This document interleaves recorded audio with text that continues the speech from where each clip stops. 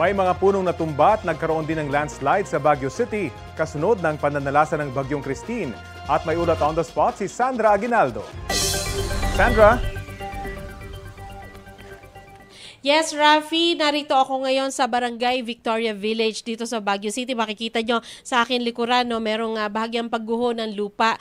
Yan po ay bahagi ng isang residential village, residential compound dito sa village na ito. Nakunan po ng CCTV yung pagguho na yan ng lupa kanina umaga lamang at ito nga po ay unti-unting nagbagsakan yung mga debris. Kaya nagawa pa ng ilang residente na iligtas ang dalawang motorsiklo po na nakaparada malapit doon. Yari po sa riprap yung pader na nasa 3 taon pa lamang daw po mula nang ito ay ginawa.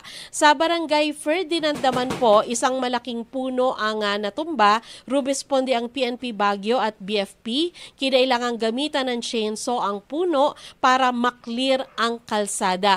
Kagabi, Rafi, ay meron din kami na cover na isang landslide sa isang residential village naman, Celestial Village dito sa Baguio City. At yun nga po ang sinasabi nila dahilan dyan ay dahil sa pag-uulan, nagiging malambot yung lupa kaya bumibigay. Ito naman po, agad na marumisponde ang mga otoridad dito at na-clear kaagad yung kalsada kaya nadadaanan na ito. At ganun din po yung landslide kagabi. Ang kagandahan lamang po ay wala naman pong nasaktan sa mga insidente na iyan. Sa ngayon, Rafi, bagitin ko lang sa'yo na ito, umaambon-ambon na lamang dito sa Baguio.